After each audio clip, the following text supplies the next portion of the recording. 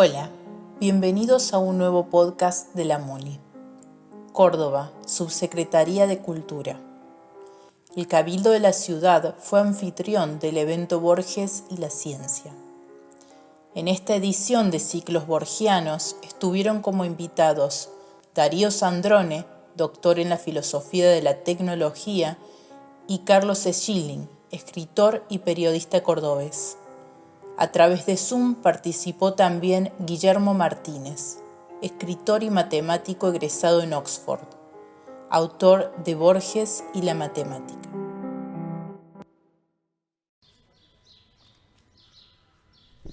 Hola, buenas tardes. Bueno, gracias por estar acá en el Cabildo, en esta cita. Yo, primero que nada, antes de presentar el ciclo que hoy comienza, los diálogos borgianos, con este segmento tan particular, Borges y la ciencia, y con tres invitados de lujo, que ya les voy a mencionar. Voy a invitar al secretario de Cultura, Mariano Almada, a que les dé la bienvenida.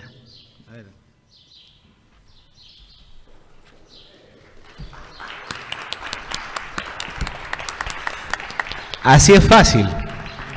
No dije nada, venía caminando y ya me llevé un aplauso, pero eso es gracias a nuestro querido subsecretario, a Claudio Fantini, a quien agradezco inmensamente haber orientado y trabajado con todo su equipo en este ciclo.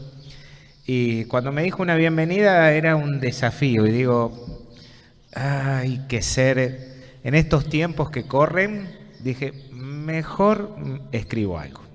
No es mi estilo, normalmente me gusta hacerlo así, a micrófono abierto, pero digo, es Borges. Y con todo el respeto que Jorge Luis Borges me merece, dije, vamos a escribir algo. Entonces, como argentino, que es el primer lugar donde me paré, y creo que es un lugar compartido por todos nosotros, como lector, segundo lugar con el que compartimos con Borges, quería asumir una posición, como nos gusta en este país, muchas veces. Tomar una postura y entender que es una de las piedras angulares de nuestra identidad. Frente a su obra, independientemente de sus virtudes literarias o estéticas, es imposible no asombrarse. Y aquí, quizás para el lector más desprevenido, estamos descubriendo, o están a partir del ciclo se está poniendo a disposición, justamente una parte que mucha gente conoce, pero otra no, y que a lo largo del tiempo sigue el legado y puede causar asombro. También quedo perplejo muchas veces por la originalidad, como lector lo decía antes, por la actitud que Borges tuvo para combinar la divulgación y también desde un lugar de erudición. La empatía, claramente, con personajes, situaciones, en el cual se logra alcanzar situaciones de espacio y tiempos absolutamente disímiles. La pasión que trasciende cada página, quien lo ha leído lo sabe, lo corrobora, y su intelectualidad sobresaliente, claramente. El dominio que ha tenido de inconmensurables bibliotecas está en su obra. Su pasión por las ciencias, la filosofía, las religiones, hacen de Borges un escritor del mundo y a la vez un autor muy argentino. Si tengo que elegir alguna imagen que resume historia, pasión, ciencia y arte, y esto me lo tuve que ver y rever y todo lo demás, pero creo humildemente que son los laberintos. Aquel, sofisticado babilónico del cual el rey árabe logró salir contra todo pronóstico, y su venganza, contundente, desterrando al monarca que había intentado humillarlo en los espejismos del desierto en su propia trampa laberíntica. Así entre opuestos que se articulan dialécticamente a su vez, entre pistas que nos exigen aprender y nos ayudan a pensar, transcurre una obra y transcurre una vida. Vuelvo a sentirlo y a decirlo, inabarcable y orgullosamente argentina. Con estas charlas que aspiran a recuperar a Borges y hacerlo más cercano, Dejamos instalado un debate que nos hará ricos, mejores y profundos, animándonos a asomarnos, guiado por manos expertas, aquí nuestros expositores tan prestigiosos, al legado de uno de los intelectuales más relevantes de nuestro país y de la literatura mundial. Así que bienvenidos al Cabildo de Córdoba en esta sana costumbre que tenemos de que sea un cabildo abierto, de que este patio sea compartido por todas las expresiones culturales. Bienvenidos a disfrutar de Borges y la ciencia, este ciclo de diálogos borgianos, y cada uno de nosotros acercarnos cada vez más a este argentino que realmente nos distingue desde otro lugar. En el mundo, Argentina también es Borges. Muchas gracias a todos y bienvenidos.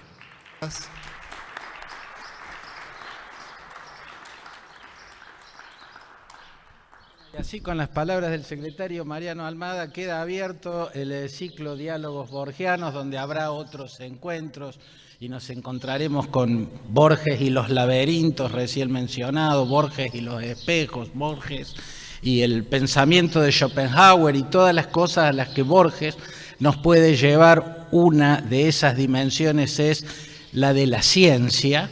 Innumerables trabajos científicos hay sobre la obra de Borges, y si los científicos se deslumbran por Borges, va a ser apasionante saber por qué, y para eso tenemos que agradecer la presencia aquí en el patio del Cabildo de Carlos Schilling, periodista egresado en filosofía, periodista que ha dirigido suplementos de cultura, a Darío Sandrone, docente en la Facultad de Filosofía, doctor en filosofía de la tecnología y un conocedor profundo, igual que Carlos Schilling, de la obra de Jorge Luis Borges, y a través de la pantalla, ahí lo estamos viendo, un gran escritor, un escritor que, yo y todos los que lo leemos hemos disfrutado siempre, Guillermo Martínez, que es también un conocedor de la obra de Borges, y es un científico, es matemático. Por eso, entre sus muchas novelas, también hay libros de ensayos, y uno de ellos es Borges y las matemáticas. Para nosotros es un honor contar con la presencia de Guillermo Martínez y de Carlos Schilling y Darío Sandrone. Carlos Schilling queda ahora con la palabra, introduciendo ya Borges y las ciencias. Muchas gracias. Muchas gracias por la invitación a la municipalidad y a Claudio específicamente, que fue el que se contactó con nosotros para hacer esta charla. La idea es eso, que sea una charla, más allá de que todos hayamos escrito algo. La idea es conversar, hacernos preguntas y, ver hasta dónde podemos llegar en esta tarea un tanto infatigable que es entrar en la obra de Borges y descubrir, las distintas dimensiones que tiene esa obra, en este caso en relación con la matemática y con la ciencia y con distintas ciencias o distintas disciplinas científicas. Yo voy a empezar con una pequeña introducción respecto de la literatura y después voy a hacerle una pregunta que se vincula con el libro de unas lecciones que dio Guillermo Martínez que se llaman, y que se las recomiendo, que se llama Borges y la matemática, que está publicado como libro. Hay dos ideas muy fuertes de las cuales me interesa hablar y que sobre todo hable él, ¿no? Yo voy a hacer una pequeña idea porque mi idea de la literatura era un poco diferente antes de leer ese libro, así que, y también de la ciencia. Hace ya muchos años, cuando todavía mi cerebro se dignaba a pensar o a imaginar que pensaba, condensé mi idea de la literatura en una fórmula, que decía así: la literatura es la ciencia de lo individual. La fórmula se sostenía en el lugar común de que supone que el conocimiento científico es básicamente inductivo, es decir, va de lo particular a lo general, justamente para establecer leyes de cierta validez universal. Eso es una idea un poco ya antigua de la ciencia, pero que probablemente algunos científicos todavía compartan. Mientras que en una novela, en un relato, en un poema, se da el movimiento opuesto, que va de lo general a lo particular. Y para decirlo de una forma brutal, yo creo que lo que nos atrae de una novela, de un relato, de un poema, no son los enunciados generales sobre la humanidad, sino las peripecias específicas de una persona, de un grupo de personas en un contexto determinado. Hay una paradoja ahí, ¿no? Porque cuanto más individual, cuanto más extraño es un personaje, más posibilidades tiene de volverse paradigmático. Pensemos, uno se ha cruzado con un Don Quijote, uno se ha cruzado con un Hamlet, uno se ha cruzado con una Antígona. No. Sin embargo, son los personajes que consideramos paradigmáticos, universales y que permanecen en la memoria. Yo estaba muy feliz con esta idea hasta que en un momento, en la segunda parte, si no me equivoco, del libro de Guillermo, me crucé con una idea que va en un sentido levemente contrario. No es contradictoria, no es opuesta, pero él dice, y es lo que le quiero preguntar, entonces empezamos con tu libro, Guillermo, un poco al revés, que es precisamente esto que detectás vos, que es una tendencia hacia la abstracción en Borges. ¿Cómo desarrollás eso? ¿Cómo lo pensaste? ¿Cómo lo fuiste detectando en los textos de Borges? Buenas tardes a todos. Quiero agradecer muy especialmente la invitación de la municipalidad, del secretario Claudio Fantini, la ayuda de Tania, y encantado de compartir con Carlos y Darío esta mesa.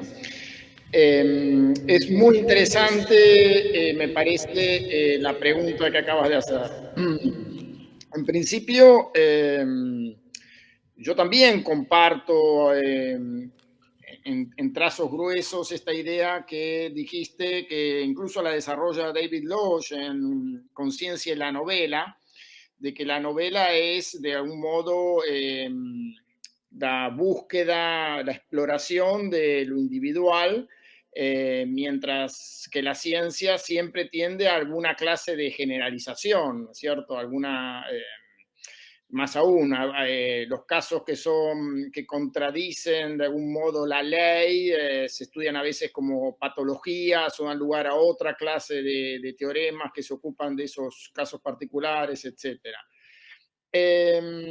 Sin embargo, en la obra de Borges, y por eso me resulta muy interesante un libro que yo leí mientras trataba de organizar mis clases, que se llama Borges y la ciencia. Hay un ensayo de Lucila Pagliai que justamente se pregunta por qué Borges interesa a los científicos, o por qué los científicos sienten cercana la obra de Borges.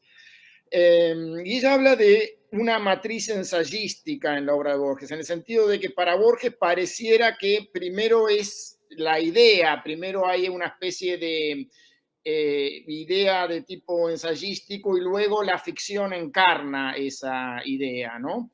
Y lo que yo fui, digamos esto, que cuando por primera vez me pidieron que hablara del tema Borges y la matemática, que fue una profesora de la Universidad de Boston, una escritora argentina que vive allí, Alicia Borinsky, yo no tenía mucha conciencia de la cantidad de elementos de matemática que aparecía en la obra de Borges. Finalmente, cuando yo releí con cuidado toda la obra completa bajo esta luz, hay más de 180 referencias de matemática y él consultó 45 libros de matemática a lo largo de su vida. Es decir, que había un interés continuo por la matemática.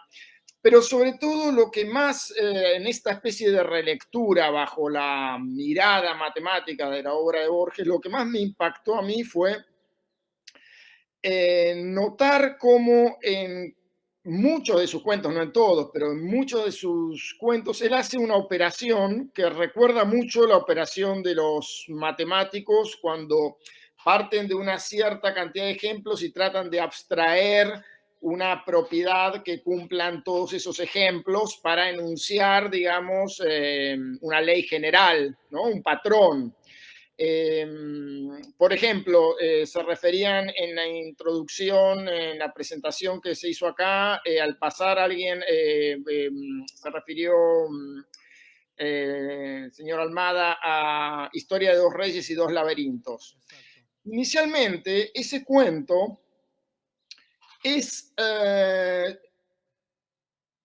aparece en un ensayo mucho más largo que se llama Laberintos, que está en Textos Recobrados. Y es muy interesante de seguir el recorrido de ese ensayo, porque en ese ensayo para mí está esta operación que trato de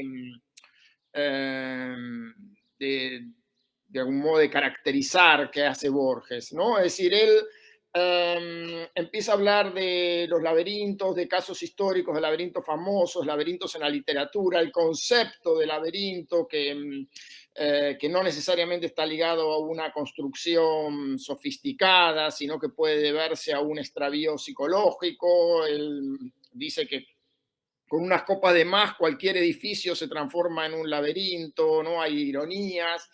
Entonces, de algún modo él explora la idea de laberinto, el concepto de laberinto, y muestra, va en el sentido de la economía, digamos, de algún modo, cuál sería el laberinto más simple en el que uno podría pensar. Y esta es una forma de razonar matemática, es decir, ¿dónde está la esencia? ¿Dónde está lo peculiar de la noción de laberinto, ¿no? Entonces, de algún modo llega a la noción de que un laberinto es un lugar de que uno no puede escaparse, entonces no importa del todo la complejidad de la edificación. Y llega a, entonces pone al final de ese ensayo, desliza como un cuento de las mil y una noches, Historia de dos reyes y dos laberintos, ¿no? Entonces, esa es la clase de operación a la que me refiero, ¿no? Él de algún modo en cada uno de sus cuentos, también lo hace en el Aleph, rastrea en una tradición literaria un objeto, como es el caso del Aleph, y habla de unas columnas en el Cairo, y habla del espejo de Merlín, etc. Es como si él viera avatares de una idea en distintas tradiciones literarias, las persigue, se fija cuál es el denominador común y desliza su propia ficción en ese contexto. Entonces, es como si el ejemplo particular que él desarrolla, que él escribe, llevara en sí, digamos, algo de lo genérico, de lo que es común a todos, y algo de lo específico particular, ¿no? Entonces, esa es en el fondo la tesis principal de mis lecciones, ¿no? Que Borges escribe como les gustaría escribir a los matemáticos si los pusieran a la prueba, ¿no? O sea, que lo particular lleva en sí algo de lo genérico. Hay Sí. algo interesante que decís en ese ensayo. Me parece, para que quede claro tu exposición, no es que no esté clara, pero hay algo que me parece muy específico y que me es muy revelador de la operación matemática. Y vos me diciendo, de algún modo demuestra que un desierto es el más perfecto de los laberintos o algo por el estilo.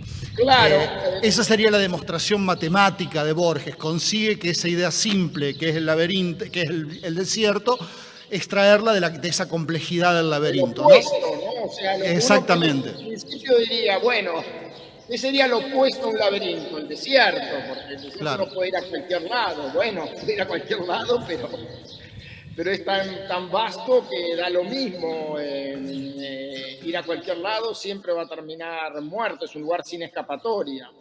Y eso lo hace en varios relatos, ¿no? Él también analiza la historia del que lo tiene todo y el que no tiene nada, ¿no? En un relato como Odín. Pero sobre todo, esta idea de que, con la que vos empezaste tu exposición, que me parece muy interesante, y es que Borges creía que había algo así como formas literarias que son más o menos las mismas, que son variantes unas de otras, que es una idea que era una idea de Goethe en el fondo, y él lo dice de varias maneras a lo largo de varios ensayos. Por ejemplo, él analiza en la doctrina de los ciclos, también en la esfera de Pascal, cómo aparece a lo largo de la historia, la misma clase de ideas, y entonces dice que la historia es la entonación de las mismas metáforas, ¿no? Como la entonación ligeramente diferente de las mismas metáforas. Entonces, él se dedica en muchos de sus ensayos a rastrear estos diferentes ejemplos, claro, y cada tanto su propia ficción es una variante más de esto, ¿no? También lo hace en Funes el Memorioso. Por eso me parece interesante observar, porque algunos hablan de una especie de Borges posmoderno, en el sentido de que de algún modo revela sus fuentes o sus trucos a la par en que escribe, digamos, la idea de la intertextualidad, ¿no es cierto? O sea, cita dentro del mismo texto lo que serían sus fuentes. Pero sus ejemplos siempre los inserta dentro de alguna tradición, digamos, prestigiosa, diría yo, ¿no? O sea, Ireneo Funes, por ejemplo, lo compara con un Zaratustra, digamos, de nuestro sur. La idea es, bueno, se resigna a ser un escritor a su destino sudamericano, ¿no? Como, digamos, como inferior a lo que sería lo europeo, de algún modo, pero se ocupa de mostrar que sus personajes tienen la misma dignidad que los que podría tener en la tradición clásica, ¿no? Entonces, en ese sentido, me parece que es una operación de insertarse en una tradición clásica, ¿no? Ahí justamente cuando vos lo caracterizás de alguna forma a Borges, entre otras cosas, como un historiador de la metáfora, es interesante que también él dialoga con una versión anterior de sí mismo, que era el metafórico del ultraísmo, donde creían que la metáfora era lo esencial de la literatura y que se podían multiplicar infinitamente. Me parece que siempre está esa discusión. También mencionaste antes la persona que te invitó a escribir o que te sugirió la posibilidad de escribir ese texto y el libro Borges y la ciencia, un libro importantísimo. Hablábamos con Darío y ahora te quiero hacer la pregunta a vos, Darío, que no solo que Borges le interesaba la ciencia, sino que también los científicos estaban muy interesados en Borges, ¿no, Darío? Sí, bueno, muchas gracias primero por la invitación, a Claudio y también a Schilling para hablar de Borges. Sí, yo pensaba el vínculo cuando me invitaron a participar acá entre Borges y la ciencia, y pensaba por qué estamos hablando de Borges y la ciencia y no de Borges y la ciencia ficción, ¿no? ¿Por qué no es un autor que se relaciona con la ciencia como otros escritores que también han prestado atención a la ciencia? Entonces yo pensaba, si uno lee a Bradbury, uno dice, bueno, acá hay alguien que está pensando en los desarrollos científicos, en los avances científicos, en las aplicaciones científicas y las proyecta sobre el mundo. Y uno dice, bueno, efectivamente uno podría pensar que el mundo va a ser así dentro de unos años o no tanto, ¿no? O si uno lee, por ejemplo, Asimov, dice, bueno, la robótica, está pensando en cómo la robótica puede impactar en la cultura, en la vida. El mismo Stanislaw Lem, digamos, que es un autor medio borgiano para escribir ciencia ficción. Pero con Borges no pasa eso, ¿no? O sea, uno lee un relato de Borges donde hay referencias al conocimiento científico y no le da la sensación de que está proyectando la aplicación de la ciencia sobre el universo, sino que hace otra cosa con la ciencia, ¿no? Y a mí lo que me parece es que lo que hace es preguntarse no por las aplicaciones de la ciencia, los desarrollos científicos, sino por las condiciones de posibilidad misma de la ciencia, ¿no? Es decir, ¿cuáles son los conceptos, las ideas que los científicos dan por supuesto cuando desarrollan ciencia, ¿no? El espacio, el tiempo, la capacidad del lenguaje de dar cuenta del universo, del lenguaje matemático, ¿no? De dar cuenta del universo, la capacidad del lenguaje matemático de capturar el universo, los fenómenos del universo, la totalidad, ¿no? La totalidad de los fenómenos. Y claro, entonces uno termina de leer un relato de Borges y más bien lo que hace es tener una cierta duda sobre si la ciencia efectivamente puede llegar a conocer el mundo, ¿no? O puede llegar a cambiarlo. Y ahí hay, me parece a mí, un primer vínculo de Borges con la ciencia que no es el que uno ve habitualmente en la ciencia ficción, sino más bien una pregunta por los presupuestos metafísicos mismos de la ciencia, ¿no? Es decir, por una reflexión, si se quiere, filosófica por la ciencia. Sí, es Por como lo- un filósofo de la ciencia, ¿no? en cierta forma sí, y uno lo podría historizar a eso, ¿no? Uno podría decir, Borges llega en 1921 a Buenos Aires, después de vivir 7 años en Europa, ¿no? Y ahí tiene como una primera etapa de sus primeros libros, ¿no? Cuadernos San Martín, Luna de Enfrente, que son libros de Buenos Aires, libros de poesía porteña, le escribe a los aljibes, a los patios, a las calles de Buenos Aires. Pero después, eso en la década del 20, pero en la década del 30 aparecen los libros de ensayo de él, ¿no? Es decir, Discusión, Historia de la Eternidad, y podríamos pensar en otras inquisiciones que ya es del 52, digamos, pero estaría como esa línea donde son libros de ensayo, de reflexión filosófica sobre algunas cuestiones de la ciencia, ¿no? Aparece ahí si el tiempo es cíclico o lineal, si puede haber diferentes temporalidades, sobre el infinito, ¿no? La paradoja de Aquiles y la tortuga. Y ahí empieza como a darle forma a lo que va a ser en la década del 40 con los dos grandes libros, Ficciones y el Aleph, donde hace esa inventiva poética, donde eso mismo que fue reflexionando aparece en cuentos o en poesías, ¿no? Pero yo quisiera hacer otra idea y que me gustaría también preguntarle un poco a Martínez si está de acuerdo con eso, que es por qué Borges justamente es muy citado por los científicos. Porque esta reflexión sobre las condiciones mismas de la posibilidad del conocimiento científico lo hace la ciencia misma sobre finales del siglo XIX y principios del XX. Yo acá noté algunos hitos como para pensar de cuestiones que aparecen en la literatura de Borges. La teoría de la relatividad, la idea de que el espacio se puede tener deformaciones locales y el tiempo, ¿no? 1920, la década del 20, un poco antes Einstein, ¿no? El principio de incertidumbre de Heisenberg, que también es un vínculo siempre con el jardín de los senderos que se bifurca, el 1927, ¿no? La idea de la cuarta dimensión que Borges explota tanto en el libro de Arena o de la bidimensionalidad del disco de Odín, un círculo de 2 dimensiones en un mundo de 3 dimensiones. Borges lee a algunos teóricos en la década del 10, en 1911, lee a Ouspensky, ¿no? Que plantea la cuarta dimensión. El infinito de Cantor, que ha trabajado tanto Martínez muy bien, digamos, finales del siglo XIX, es decir, Borges desarrolla un pensamiento y unas ideas sobre la ciencia que son muy compatibles con esa misma reflexión que los científicos están haciendo en esa misma época, ¿no? Borges es contemporáneo a todas estas reflexiones. Y me parece que ahí eso también explica un poco por qué Borges es uno de los más citados por los científicos mismos, ¿no? No solamente que Borges le interesaba la ciencia, sino que a la ciencia, o los que practicaban la ciencia, citan mucho Borges, incluso más que Bradbury, ¿no? Hay algunos sistemas internacionales de cita donde muestran que los trabajos científicos más citados Borges que Bradbury, pero mucho más citado, ¿no? Bueno, Borges, vos hablabas ahí del tema Borges, la ciencia y la ciencia ficción, ¿no? De hecho, creo, si no me falla la memoria, que no hay ningún cuento de Borges situado en el futuro, que es uno de los... Sí. Sino siempre el distanciamiento se da en el espacio generalmente o en el tiempo hacia atrás, ¿no? Como la Lotería de Babilonia, que es los efectos administrativos del control del azar, digamos, para decirlo, si uno quiere, que se puede vincular con los grandes números, con la estadística, está ubicado en un mundo legendario, para decirlo de alguna forma, del pasado. Perdón, puedo decir, Utopía de un hombre que está cansado es un cuento de alguien que viaja muchos años, siglos en el futuro. Está bien, está bien. Y que trae un cuadro que le regalan en el futuro y cuando viene acá está en blanco, ¿no? Claro. Y porque los materiales todavía están dispersos en la naturaleza. Pero sí, o sea, la cuestión de espacio y tiempo ahí lo podemos desarrollar después. Quedó esa pregunta pendiente para Guillermo.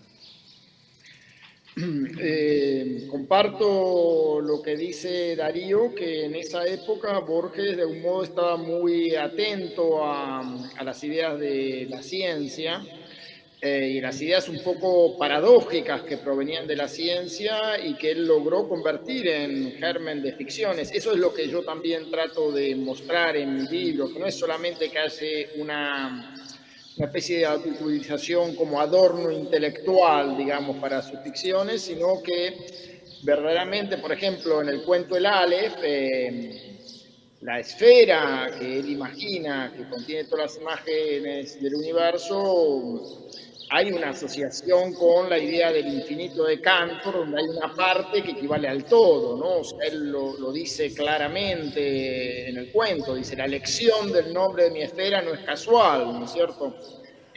O sea, él estaba orgulloso de conocer algunas ideas de la matemática que, bueno, no es que fueran una novedad absoluta, pero eran relativamente recientes y ni siquiera eran del todo aceptadas. O sea, las ideas de Cantor fueron muy discutidas en sus inicios y fue recién a partir de una especie de militancia de David Hilbert que se incorporaron a la forma de hacer matemática. Esencialmente, voy a decir esto para no meterme en detalles técnicos, pero la idea de Cantor es la idea de poder manipular el infinito como un todo, digamos, el infinito en acto, ¿no? Los matemáticos hasta ese momento se manejaban con la idea del infinito en potencia, es decir, de conjuntos que podían aumentarse indefinidamente, ¿no es cierto?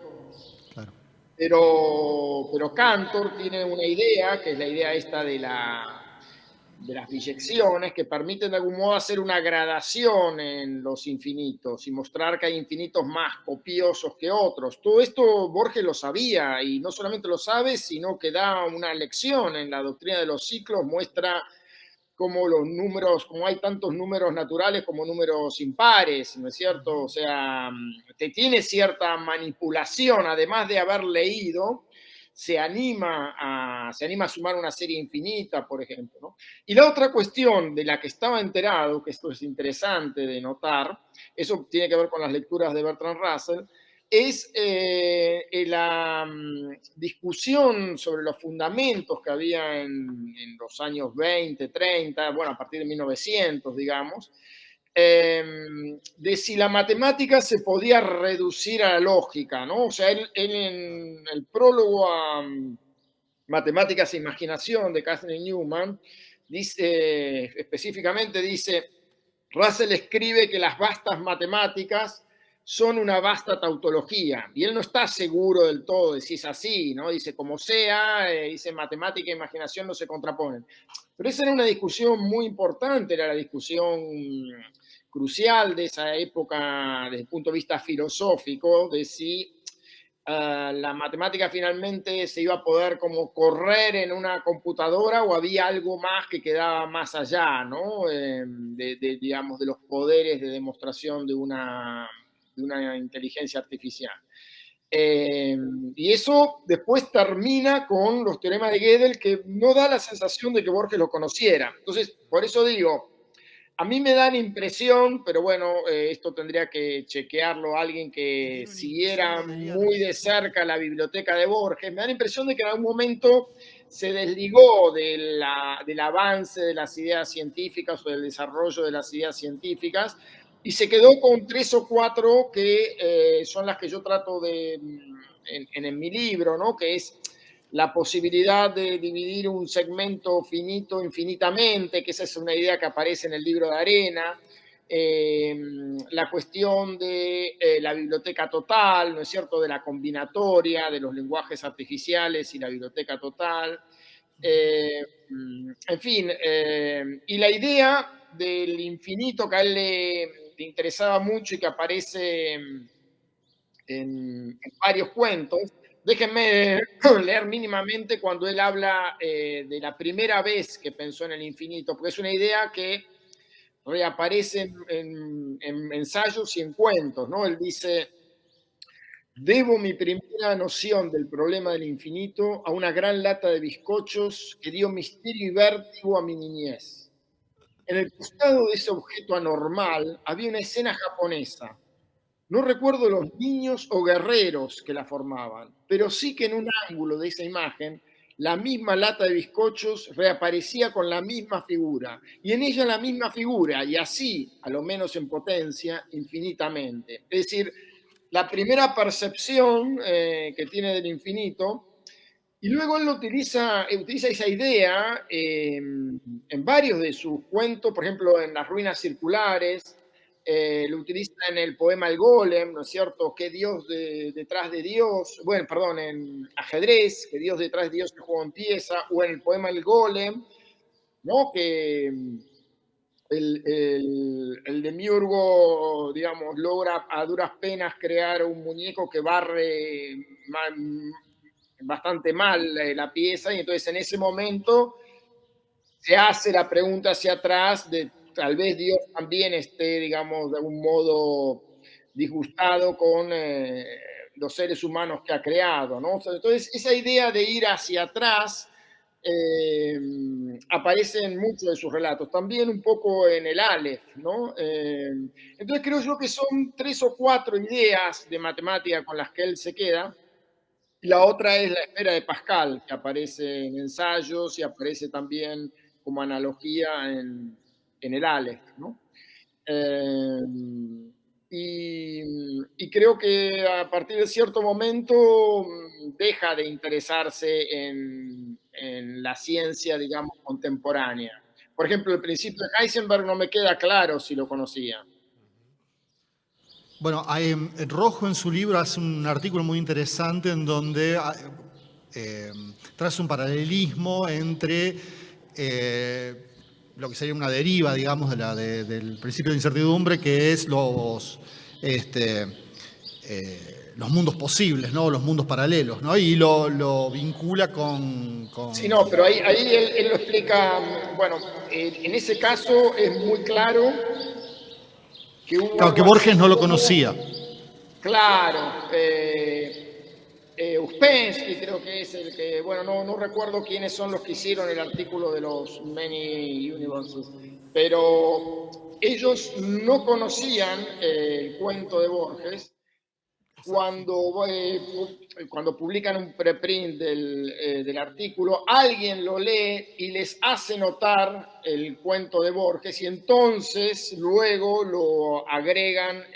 Como ejemplo, Pero no es exactamente que se inspiraron en el cuento de Borges para desarrollar esa teoría. No, lo Sino interesante que es como que está en el aire o que está hay... en el aire, exactamente. ¿no? Y de hecho, Alberto se encontró con Borges y fue y le preguntó. Sí, Y sí, Borges le dijo: lo único que yo sé de física es que una vez mi papá me mostró el funcionamiento del barómetro. claro. Como diciendo, no. Sí, también esa idea de los mundos paralelos de alguna forma está ya en Leibniz, con los mundos posibles, ¿no? Está Sí, como ahí Alberto ya Rocco en también germen, tiene un ¿no? artículo donde traza hacia atrás una genealogía, ¿no? sobre esta idea. Lo que pasa es que, como ocurre tantas veces, a veces no es quien lo descubrió primero, sino quien les dio la forma con la que pasa a la posteridad, ¿no? En tu libro, bueno, está justamente el tema del infinito, pero yo quería ir a otra cosa que tal vez es más literaria que científica. Cuando vos hablas de La muerte y la brújula, ¿no? Respecto de alguna forma, conseguir en un relato la belleza de una demostración, ¿no? Y en ese cuento es muy interesante lo que vos decís, porque al final incluso pones una objeción respecto a cierta coda que hay en el relato de Borges, porque eso es algo. Como decía el propio Borges, uno lee los clásicos con previo fervor. Y Borges, como cualquier otro, también se equivocaba. Para eso hay que leer nomás Historia Universal de la Infamia y encontrarse con frases que uno dice, esta no puede ser de Borges. Pero más allá de eso, en un cuento logrado como es, o en un cuento clásico como es La muerte y la brújula, uno puede encontrar algunos detalles. Pero lo que me interesa era la primera parte de la pregunta, no esta segunda, respecto de esa idea de belleza también que estaría acercando Borges a la matemática, ¿no? Bueno, hay una frase que dice Borges, que es mi frase favorita sobre la matemática, que de nuevo es posible que Borges no supiera toda la dimensión que puede cobrar esa frase, pero él tiene una frase en Avatares de la Tortuga que dice: hay un concepto que es el corruptor y el desatinador de los otros. No hablo del mal, cuyo ilimitado imperio es la ética. Hablo del infinito. Entonces ahí tenés un concepto de matemática, que es el infinito, y que de pronto aparece en un contexto, digamos, como el desatinador, el corruptor, bueno, aparece como en un contexto casi amenazante, contrapuesto con el mal. y es muy acertado, digamos. O sea, la historia de la matemática, y aún de la física, te diría, es una historia donde el infinito juega un papel de desatinador, ¿no? Voy a mencionar un solo ejemplo de la física sobre una conversación que tuve justamente con Alberto Rojo. Ustedes saben que las ecuaciones que rigen el pronóstico del tiempo son muy sensibles a las mediciones de las variables, por eso no podemos tener pronósticos confiables a más de una semana, digamos, ¿no? O sea, hay un determinismo en el sentido de que, bueno, si se logran medir con la suficiente precisión a corto tiempo, hay una predicción determinística posible. Pero errores del orden de los 3 decimales en las mediciones pueden conducir a curvas de futuro muy diferentes y eso es lo que desquicia los pronósticos, ¿no es cierto? Ahora fíjense acá el problema que aparece, que el problema en la física es que siempre una medición va a ser finita y siempre va a tener alguna clase de error, aunque sean en decimales, digamos, de longitud cada vez más grande, ¿no es cierto? Entonces, fatalmente una medición en física va a ser una lista finita, digamos, de decimales. Pero podría ocurrir que lo que queremos medir tenga una cola infinita de dígitos, sea un número irracional justamente, no sea un número racional. Entonces, eso es como que el infinito en acto está de algún modo presente ahí como una especie de impedimento o de obstáculo, ¿no es cierto? O sea, si aquello que vamos a medir fuera un número irracional, y bueno, nuestra medición va a capturar solamente una parte de ese número, no va a capturar el todo que es el desarrollo total. Y eso fatalmente va a conducir a curvas erróneas de algún modo, ¿no? Entonces, el infinito está, de hecho, la definición de Cantor del infinito, la necesitaba Cantor no porque se le ocurrió, dijo, bueno, voy a jugar con la idea filosófica de considerar el infinito en acto. La requirió en un contexto de desarrollar un teorema de matemática. O sea, la necesitó en un contexto matemático también. Bueno, con esto quiero decir que Borges cada tanto tenía estas iluminaciones que son muy acertadas, ¿no? O sea, son como... de algún modo algo profético, ¿no? O sea, él vio que el infinito era un problema verdaderamente filosófico importante. Y hay otra que a mí me interesa mucho, que la comento, ya que estamos charlando, que es de algún modo la contribución de Wittgenstein, que muchos piensan que es la contribución contemporánea a la filosofía más importante, porque ustedes vieron que los problemas filosóficos en general vienen todos de los griegos, ¿no? Y uno dice, bueno, seguimos discutiendo problemas que de algún modo eran insolubles en algún sentido para la filosofía griega y todavía los seguimos replanteando de una manera u otra. Sin embargo, el problema que plantea Wittgenstein, la cuestión del seguimiento de las reglas, la cuestión de que no hay una única interpretación posible, etc. Borges la plantea en un cuento que es Pierre Menard, autor del Quijote, ¿no es cierto? Sí. O sea, Borges plantea en Pierre Menard, autor del Quijote, como acción de un dilema filosófico, porque él plantea que no solamente se puede interpretar el texto como diferente de acuerdo a las lecturas, sino como lo opuesto, ¿no? Entonces me parece que Borges tiene esa clase de intuiciones y comparto lo que dijo Darío, ¿no? Que no son exactamente científicas, sino, diría yo, epistemológicas o filosóficas. Darío, por otro lado también vos has señalado en algún artículo tuyo ciertos temas que aparecen en Borges y que en estos momentos, por ejemplo, el tema de la inmortalidad y la coincidencia en estos momentos con la cuestión de la singularidad, del transhumanismo, la idea de poder conservar una mente en una máquina, ¿no? Que me gustaría que desarrollaras un poco por ese lado. Sí, yo creo que en El Inmortal de Borges, que creo que fue el primer cuento que leí de Borges cuando era adolescente, que no lo entendí mucho, y que con los años, bueno, uno lo vuelve a releer y le encuentra siempre cosas nuevas, pero me parece que otra vez ahí aparece en la inmortalidad la cuestión, en la inmortalidad sí aparece la cuestión otra vez de lo extenso, ¿no? De lo que sale fuera de la escala de concepción humana, ¿no? Es decir, no se puede concebir, dice Borges, una vida que no se termine nunca. Incluso es como morir muchas veces, dice, es como una agonía en la que uno muere muchas veces. Y esa idea de algo extenso, de algo que no se termina, me parece a mí como una de las ideas muy recurrentes de Borges, que a veces lo utiliza con los números, a veces lo utiliza con el espacio, a veces lo utiliza con la vida, a veces lo utiliza con el tiempo, ¿no?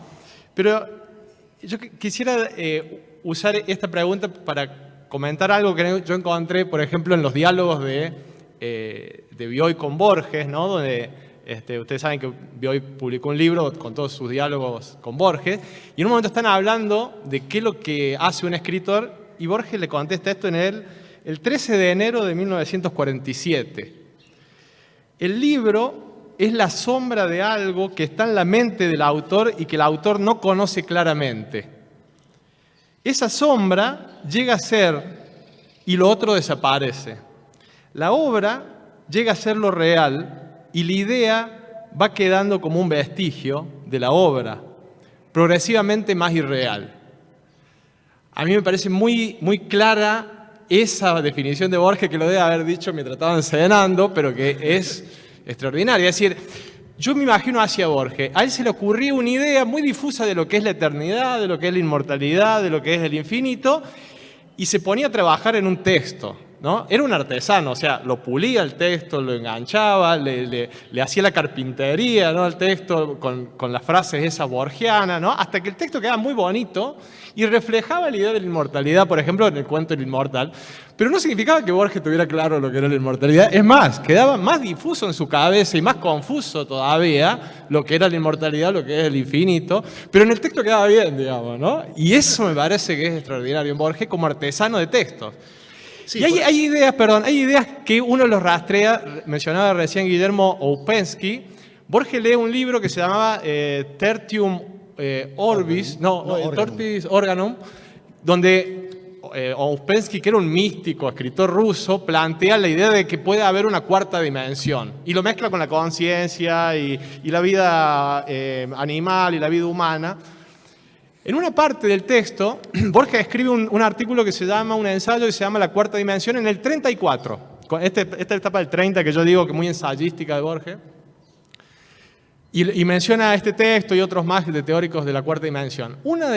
Esto lo cuenta Rojo también, una de las frases del libro de Ouspensky es: infinitos puntos es una recta, una dimensión. Infinitas rectas es un plano. Dos dimensiones. Infinitos planos es un volumen, 3 dimensiones. Infinitos volúmenes es un hiperplano, 4ª dimensión, inconcebible para nosotros. Ese es el comienzo, es el primer párrafo del libro de Arena, en el 70. 35 años después. Sí. O sea, la idea le quedó dando... Esa frase también la toma de Nicolás de Cusa, ¿no? O sea, es una... Por eso te digo, es como si Borges estuviera rumiando variaciones de las mismas ideas en distintos autores. Lo curioso es que, por ejemplo, en la esfera de Pascal, no lo cita Nicolás de Cusa, sigue toda la genealogía de esa idea a partir de Parménides, etcétera, pero no lo cita Nicolás de Cusa. Pero luego, cuando habla de Nicolás de Cusa, justamente usa esa idea, ¿no? Que es con la que abre el libro de Arena. Sí, y del círculo como un polígono de infinitos planos, ¿no? De infinitos lados. Un polígono con una cantidad creciente de lados, ¿no? La aproximación. Eso también es muy interesante como idea. porque es una idea todavía optimista, ¿no? O sea, la idea de pensar que a la divinidad, a la idea de una divinidad o a la idea de una totalidad, uno se puede aproximar como se aproxima a la forma de la circunferencia a través de escribir polígonos con una cantidad cada vez más grande de lados, ¿no? O sea, es la idea de que la circunferencia sería el límite de esa sucesión de polígonos inscriptos. Eso, ¿no? Me parece también. ¿Cómo? Me parece que lo saca de la Divina Comedia, cuando Dante explica un poco como una sucesión de esferas. Sí, eso lo comenta en este ensayo, La esfera de Pascal. Sí, ahí hace claro. todo el comentario sobre Dante. Dentro de los ejemplos pone también al de Dante. Pero digamos que, fíjense que la idea de fractal, que es una idea también relativamente reciente, yo creo que Borges no la conocía, muestra que no necesariamente uno puede tener un límite o sea, no necesariamente la figura final puede ser inteligible, digamos, ¿no? Claro. O sea, la idea de Nicolás de Cusa era un poco optimista, diría yo, ¿no? O sea, puede ser que uno crea que se está aproximando a una forma, pero la idea de fractal muestra que no necesariamente uno va a converger, digamos, hacia esa forma, ¿no? Eso se ve con la idea de una costa con muchos accidentes y, digamos, recovecos, ¿no? Donde uno mide cada vez con mayor precisión y va obteniendo medidas cada vez más grandes, no converge a ningún lado, ¿no? Claro.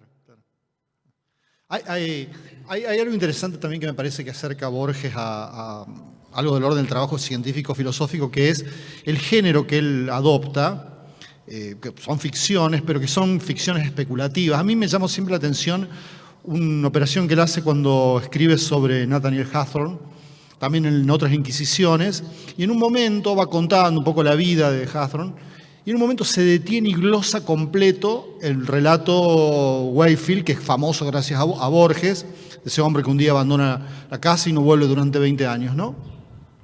Y lo que le interesa, él la llama así una historia conjetural, la define, y que es precisamente, es decir, el narrador, que en este caso se puede asimilar a Hawthorne, no conoce la historia, simplemente toma un pedacito de un diario y empieza a especular sobre esa historia que leyó en un diario, y a partir de ahí hace todo un desarrollo respecto de este personaje. Me parece que esa operación en Borges también existe, ¿no? La novela condensada. Claro. Sí, totalmente. Y tiene mucho sentido, digamos, ¿no? Él lo menciona en varios relatos eso, ¿no? O sea, creo que en el relato El Duelo él dice que, bueno, Henry James le hubiera dedicado esta historia 100 páginas, ¿no? Dice, bueno, yo voy a escribir este cuento. Guillermo, más allá de la condensación, que es así seguro, también está en Borges la idea esa de qué pasaría así, ¿no? De experimento mental o incluso de fábula filosófica, ¿no? O sea, meter no la historia directa como la contaría un escritor, digamos, bueno, pasó esto, sino me contaron que pasó esto, no sé mucho de esto, pero esto pudo haber sido por esto, ¿no? Como conjeturas en torno a algún acontecimiento borroso. Y por lo general, la mayoría o buena parte de su relato es una historia que alguien le contó, ¿no? Que no se acuerda muy bien los detalles, pero lo va a resumir de este modo, ¿no? La idea esa de que una vida no es todo su suceso, sino un suceso significativo, ¿no? Hay como, que creo que abona también tu idea de una tendencia a la abstracción, ¿no? Al detalle revelador, por lo menos. Claro.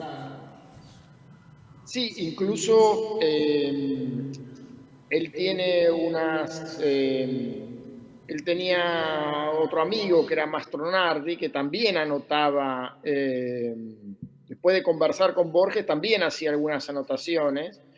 Hay un artículo muy lindo que apareció en algún momento en el suplemento cultural de Clarín, si no me equivoco, donde Mastronardi, donde, bueno, hay una serie de citas que Mastronardi copia del credo poético de Borges, ¿no? Entonces, ahí observa Mastronardi que Borges decía que prefería caracterizar a los personajes con pocos rasgos, pero decisivos, que también es toda una definición y una lección, ¿no es cierto? Porque los lectores no pueden absorber demasiados detalles de lo que sería una cara o una caracterización psicológica, digamos, en abstracto, ¿no? Entonces él prefiere pocos rasgos, pero que sean recordables, memorables. Y lo pone en juego eso en su propia forma de escribir. Sí, sí, incluso a nivel sintáctico de la frase, o sea, cuando dice, no sé, una mejilla historiada por una cicatriz, está diciendo un montón de cosas que pasaron con esa mejilla en una sola, no sé, en 5 palabras, ¿no? Sí, y también en La muerte y la brújula dice, blandía un imperioso cigarro, ya está todo dicho, ¿no? O sea, sí. De cómo es ese personaje. A mí me parece que es interesante ahí esto de los detalles y de cómo muchas veces da los elementos para la construcción del objeto literario, pero él no lo describe, no lo caracteriza. Yo creo que el ejemplo más paradigmático ahí es la Biblioteca de Babel. Yo quisiera que nos digamos, pero aunque sea un minúsculo lapso de tiempo, pensar la Biblioteca de Babel como objeto literario. Hay en el libro que mencionabas, Guillermo, de Borges y la ciencia, un ejercicio que hace Leonardo Moledo, ¿no? Que hace las cuentas. Y me parece muy interesante esa tesis, porque la biblioteca es otro ejemplo de un gran objeto creado por Borges, pero que... En realidad hay que decir que, a ver, vamos a decirlo de esta manera, conceptualmente es de Karl Latsus, ¿no? Que tiene un cuento que se llama La Biblioteca Total, donde hace el cálculo combinatorio, ¿no? Donde de algún modo hace la observación de que todo texto ya ha sido escrito, ¿no? Pero yo quería ir a esto, que la descripción de Borges de es que lo que hace Borges, de algún modo, es concebir la biblioteca como un mundo arquitectónico, ¿no? Como un mundo donde, bueno, extenso, donde el bibliotecario pasea en busca del catálogo de los catálogos, donde hay gente confundida, sectas, alguien que encontró un fragmento de sentido, etcétera, ¿no? Para mí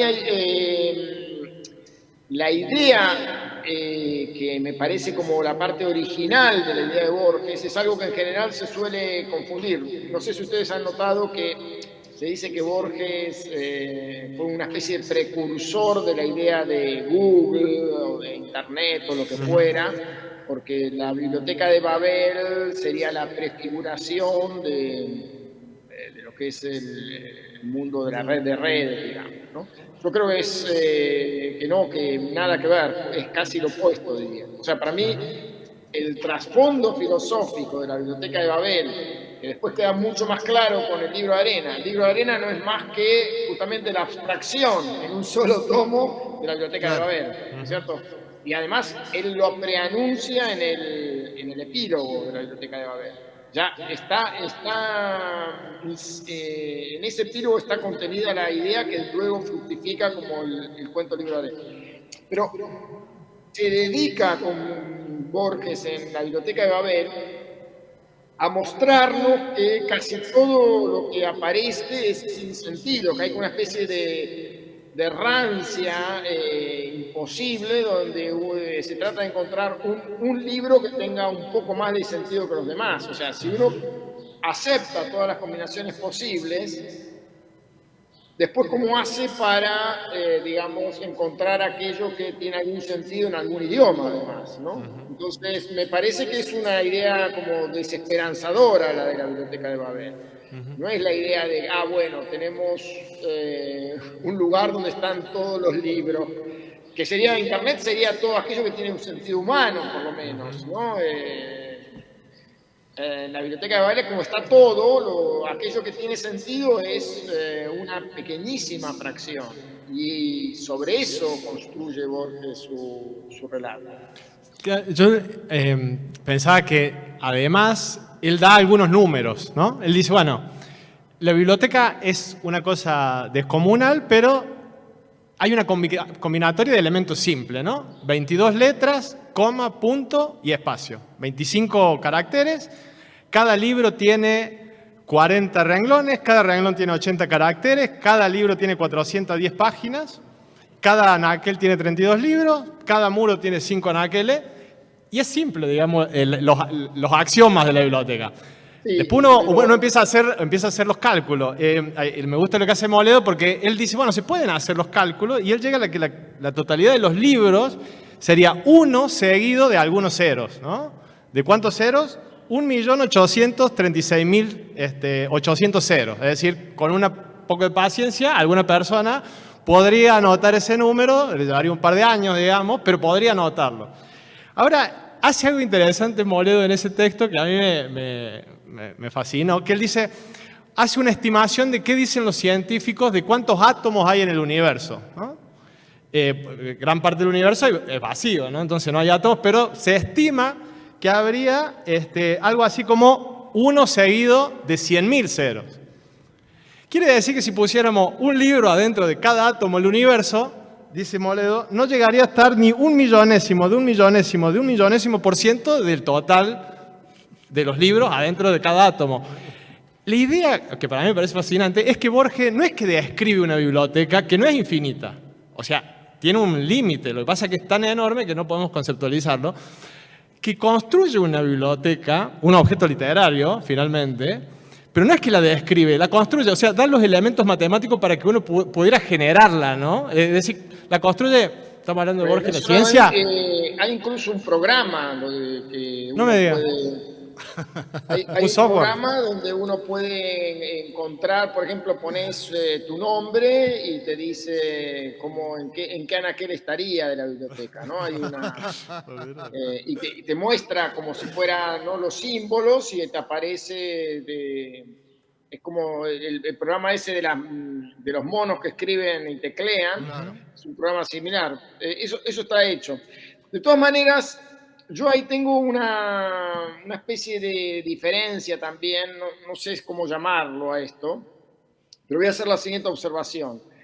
Es verdad todo lo que acabas de decir, y si uno toma estrictamente estas reglas que da Borges, se puede considerar que la biblioteca de Babel sería finita, ¿no es cierto? Un número muy grande, pero finito. Pero eso para mí contradice, porque yo escribí después todo un artículo sobre esto, para mí contradice la otra idea que está en el otro axioma que se menciona en el cuento, que es que todo libro concebible tiene que estar en la biblioteca de Babel. Porque inmediatamente nos lleva al problema de, bueno, ¿cómo hacemos para poner libros grandes, libros con muchos tomos, libros como que nosotros queremos que la biblioteca de Babel esté en busca del tiempo perdido? No entra en esos caracteres. Entonces uno tiene que usar la idea de tomo. Pero apenas tenés la idea de tomos, necesitas el infinito, digamos, ¿no? Porque... Por decir algo, los anuarios o libros que se van ampliando indefinidamente. O si todo libro es concebible, podés considerar un libro cuyo primer tomo sea toda la letra A hasta el final, y su segundo tomo sea otra vez toda la letra A hasta el final, etcétera, etcétera. Ese libro es concebible, entonces lo tenés que alojar, digamos. Y yo creo que esa idea de algún modo está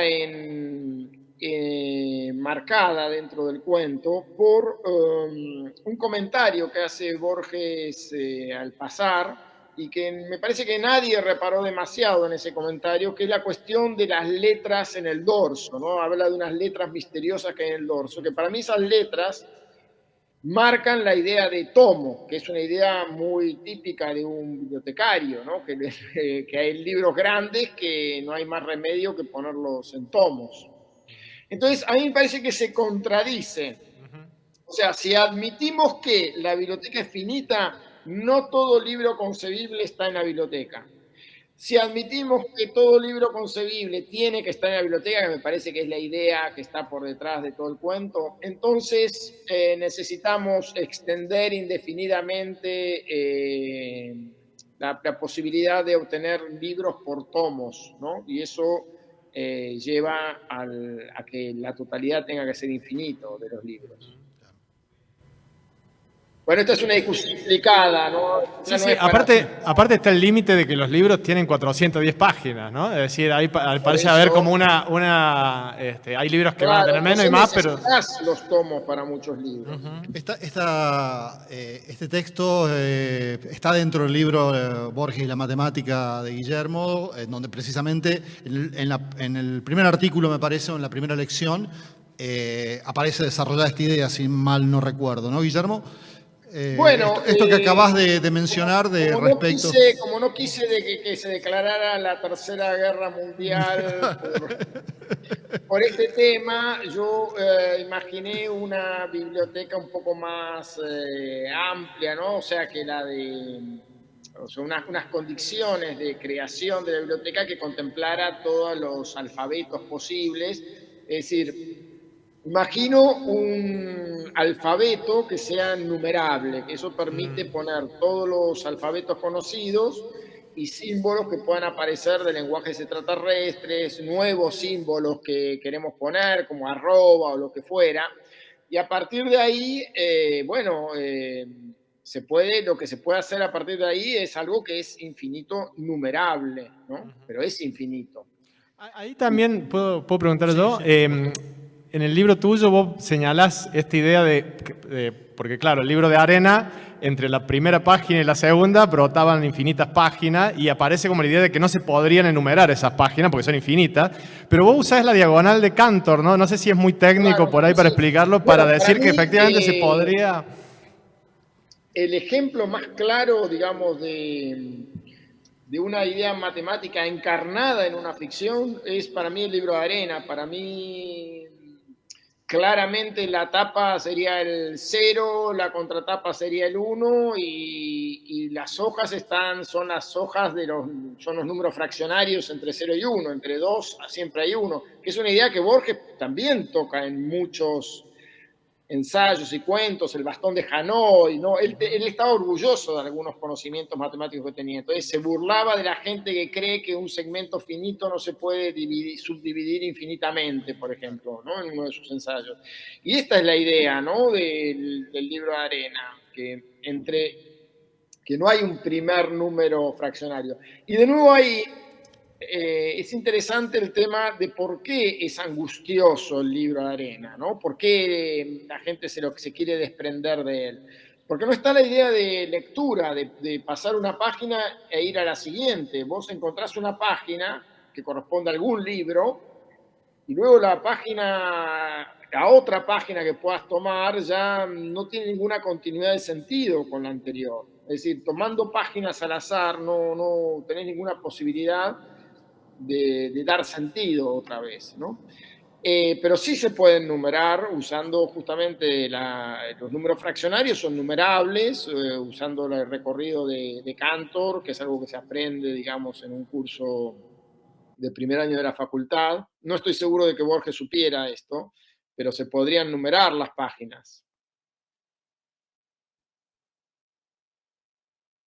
Que me parece que también está en Borges y que no lo hemos mencionado, me parece directamente, que es la cuestión del azar en Borges, ¿no? Es otro tema que me parece que le preocupa y que es también un tema de la matemática y de las ciencias, ¿no?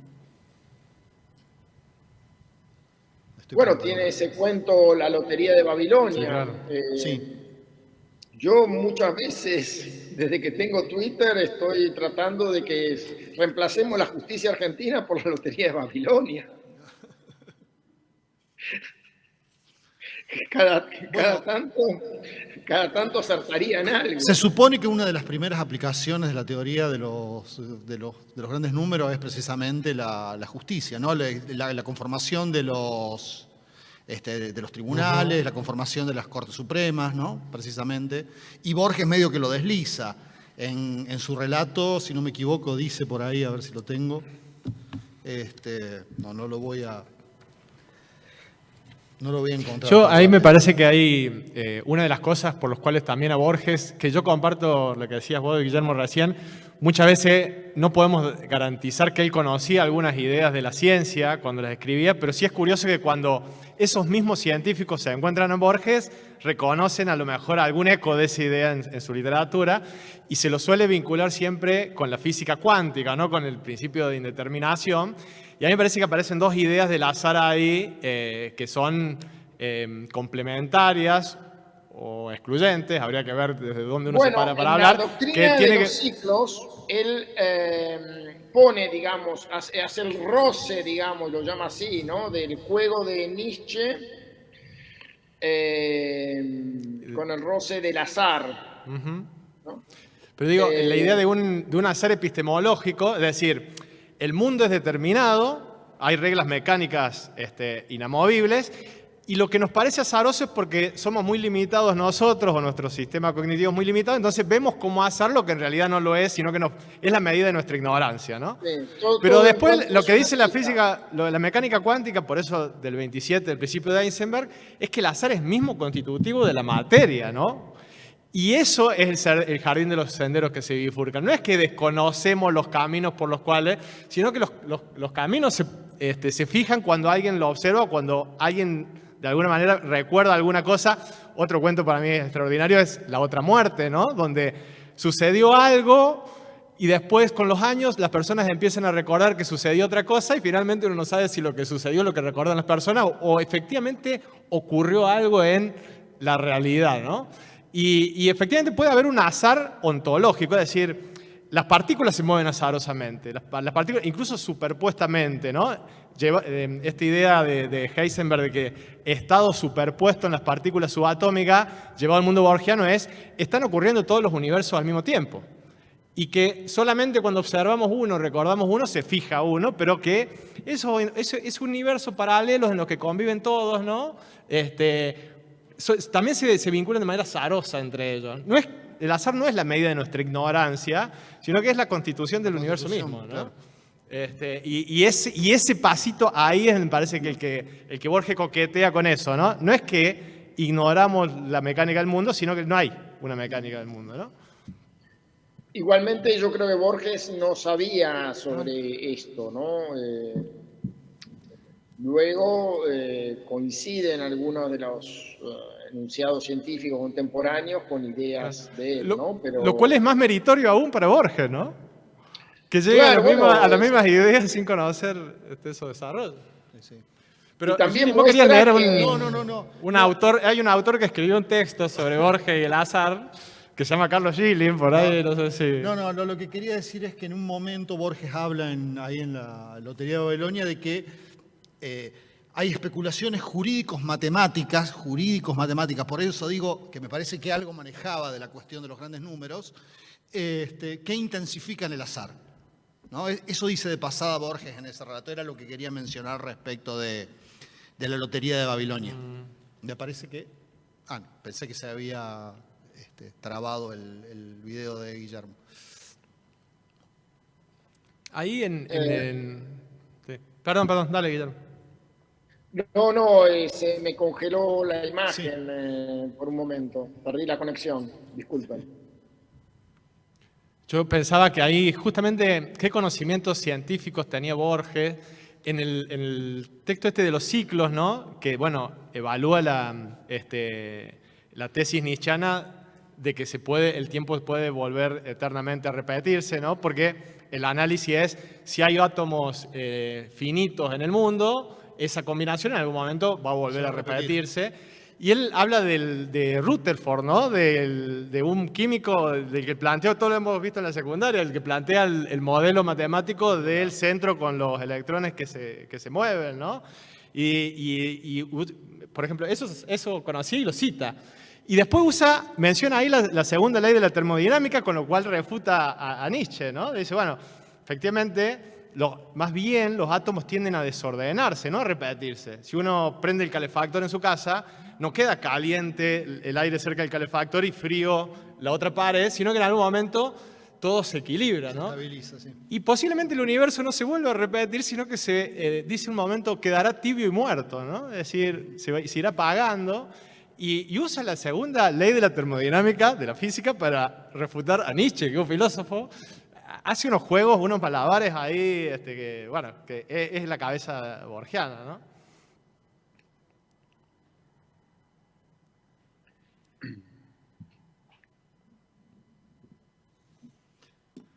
Bueno, me parece que hemos pasado un buen tiempo de charla. Les agradezco, Guillermo, Darío. No sé si había quedado preguntas, creo que no estaba abierta la posibilidad, pero sí, está abierta la posibilidad de preguntas, así que, Guillermo, te vas a quedar un ratito más con nosotros, con la compañía cordobesa. ¿Cómo no? Estoy por ir, a fin de mes voy para allá. Ah, bárbaro. ¿Venís a la feria? Voy a Córdoba Mata, sí, la feria. Está bien, a la feria de literatura policial, que está dentro de la feria también. Bueno, sí. Buenas noches. Hola. Una pregunta para Guillermo. Resulta que en esta pregunta voy a explicar el porqué de la pregunta. Con un grupo de amigos estamos haciendo un guión de una película sobre inteligencia artificial. Y aquí que la misma inteligencia artificial en esto de la Big Data nos está de alguna forma ayudando. O sea, uno le está siguiendo el hilo de Ariadna o la sombra, como decía recién Darío ahí, y ese mismo hilo nos condujo a algo que ahora en la pantalla está en un punto de la sección áurea, que es el libro de Gödel para principiantes. Así que, y bueno, también en la ensalada, también, no sé, si uno habla de inteligencia artificial, está Wittgenstein, Alan Turing, que fue el profe de, Wittgenstein fue el profe de Alan Turing. Bueno, pero ahora me voy netamente a la pregunta que me llevó al libro de Gödel, que es sobre la recursividad, que es más o menos dentro de lo que vimos nosotros, había como el origen o de la semilla de esta última, de la parte de la inteligencia artificial, que es la parte digital o mecanicista, digamos. Si hay algún ejemplo de recursividad explicado así o sea, en algún texto de Borges o explicado de alguna forma con algún ejemplo borgiano, para entender la recursividad.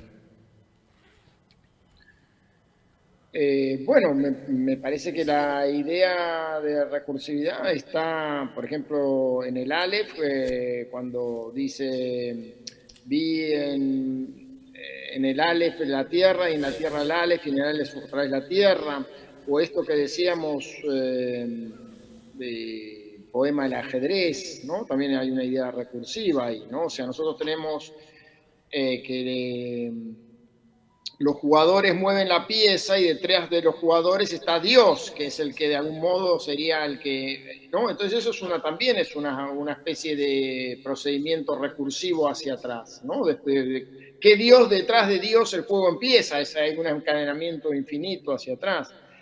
O en las ruinas circulares también, ¿no? Está la idea de un demiurgo que luego entra en el fuego y descubre que no es quemado porque a su vez es la creación de otro dios anterior.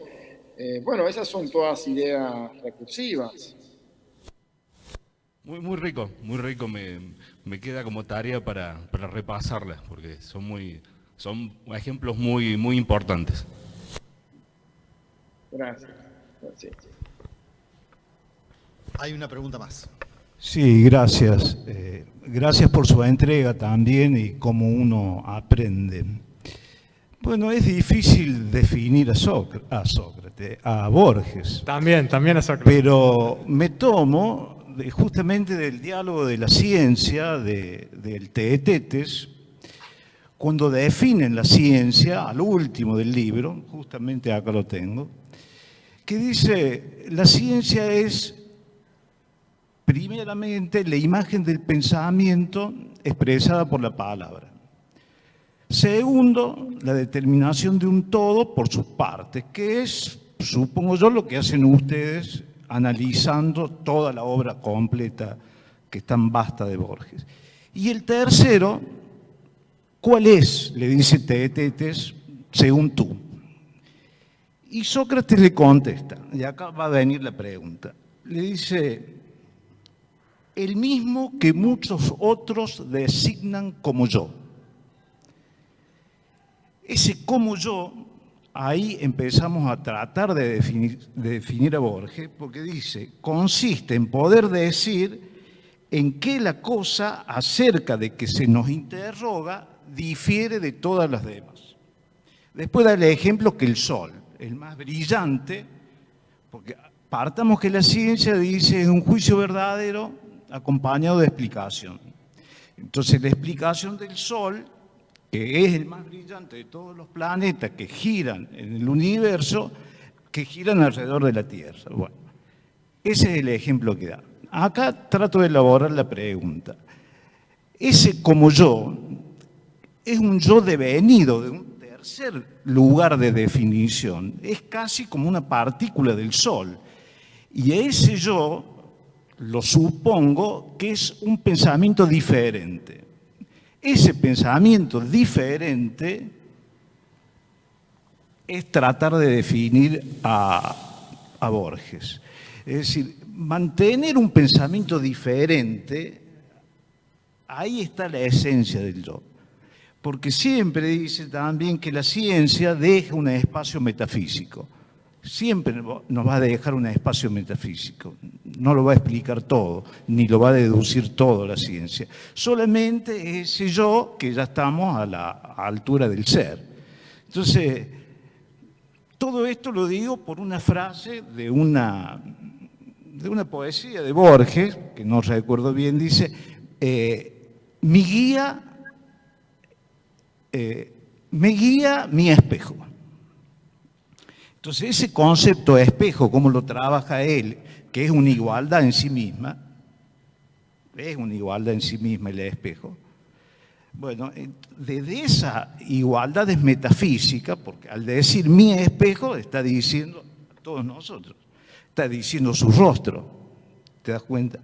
Entonces, la ciencia explicada como el pensamiento expresado por la palabra, ¿viste? Y tener un pensamiento diferente, ahí empiezo a asumir la ciencia desde lo poético, más que desde otra cosa.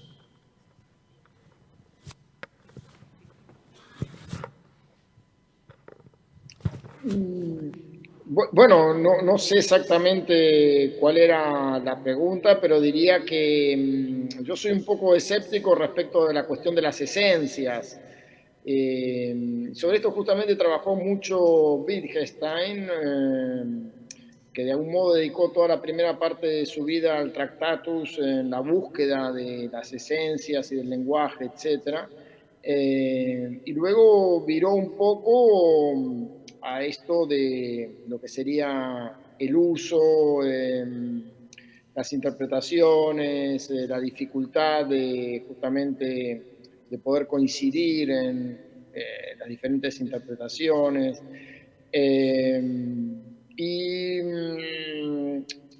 Sobre esto, la ciencia no se preocupa demasiado por las esencias, se preocupa por cómo operan, digamos, los conceptos entre sí. O sea, para la ciencia y para la matemática sobre todo, diría, no es importante la figura del caballo de ajedrez, con cuánta precisión está definido, sino solamente en tanto se mueve con respecto a las posibilidades de movimiento con respecto a las demás piezas, ¿no? O sea, no hay una esencia del caballo de ajedrez, sino que